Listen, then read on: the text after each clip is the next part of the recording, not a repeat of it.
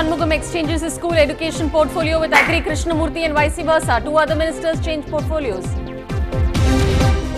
Kerala's Bandh over the Mullai Periyar Dam issue evokes partial response. Shops, business establishments and schools remain shut in Idukki. The mysterious death of Ayyappa devotee Shantavelu snowballs into a major controversy. Political parties outside Shantavelu's house demand compensation to the victim's family. The Madras High Court is not satisfied with the response from the Tamil Nadu police on the tribal women rape case from Villupuram. High Court wants a detailed report on allegations that 6 policemen raped the women before the 31st of Jan. This Pongal sees the death of 6 persons including a 1-year-old baby owing to road accidents in the districts of Vellore and Villupuram. Injured admitted at Pondicherry Jipmer Hospital. It's day 6 of the LPG strike. Gas agencies hint at supplies being affected in the 3 southern states of Tamil Nadu, Kerala and Karnataka. Uniform school bags to be distributed to students free of cost by the government to avoid disparity. Uniforms for girls and eco-friendly geometry boxes to follow. What a trick to have a hit. It's to cost more than one hero in the film it seems. Why is Nanban and Vetai a hit? Hello, you're watching Headlines Now with me, Madhu. Before we get into the news in detail, let's take a quick look at the national headlines. The government finally reacts on the record to the Army Chief's decision to go to the Supreme Court to settle his age issue. Says he has set an unhealthy precedent. Gujarat High Court upholds the appointment of the Loki Yukta appointed by the governor. Modi government to remove Supreme Court.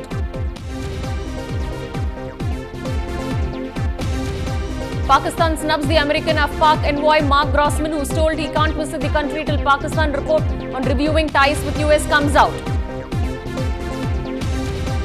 Imran Khan tells NDTV that the age of marital law in Pakistan is permanently over. Says army realizes people will not accept this anymore. The online encyclopedia Wikipedia is all set to take its English language site offline for 24 hours to protest against proposed anti-piracy laws of the US. Audio recordings of the conversation between the captain of the doomed Italian cruise liner and port officials indicate that the captain had abandoned ship well before passengers were evacuated. He was ordered to get back onto his ship. The Chief Minister's cabinet saw a reshuffle this evening. C.V. Shanmugam exchanged his school education portfolio with Agri Krishnamurthy, who was in charge of commercial tax, while S.P. Velumani exchanged his industrial and mining ministry with Thangamani, who was heading the revenue department.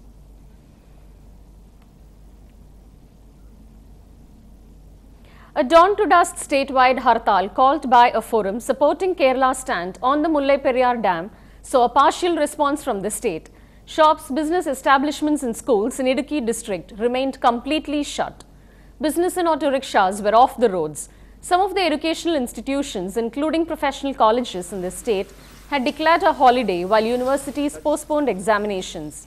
Public Service Commission had also postponed an interview scheduled for the day.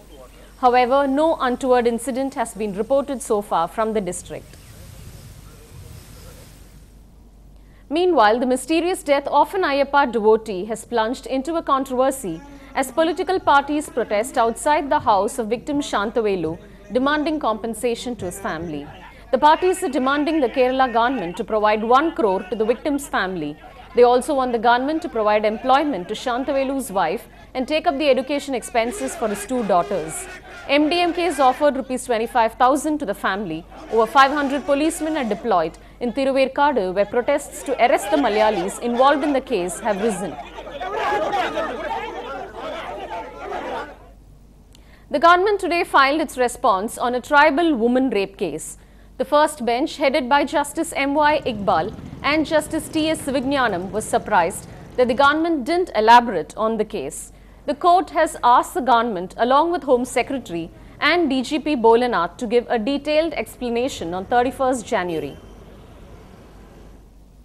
3 people, including a 1-year-old baby, die as a government bus collides with a van in Villupuram as a car tried to overtake the bus. The incident took place at the Villupuram bypass road. The victims were on a Pongal vacation and were coming back to Chennai. 2 others from the car were seriously injured and are admitted in the Pondicherry Jipmer Hospital. Yet another road accident that took place at Rangapuram at Vellore district killed 3 people on the spot. The Omni van had 9 people who were returning from a Javadi Malai tour to Thiruvattriyur in Chennai. 6 persons have been hospitalized, out of which 2 have been reported as serious. It's the 6th day of the LPG strike and there seems to be no relief for consumers as owners of over 3,700 LPG tankers have decided to intensify their indefinite strike. The Southern Region LPG Tanker Lorry Transport Owners Association, which is spearheading the strike, is pressing for various demands including renewal of tenders by oil marketing companies. In a meeting called by the District Collector of Namakkal, the Indian Oil Corporation stated that the lorry owners were demanding a 70 to 80% hike from the existing rates. The impact of this strike, officials say, will be felt by tomorrow when the existing stocks are exhausted. If this situation persists, apart from households, refineries would also be affected.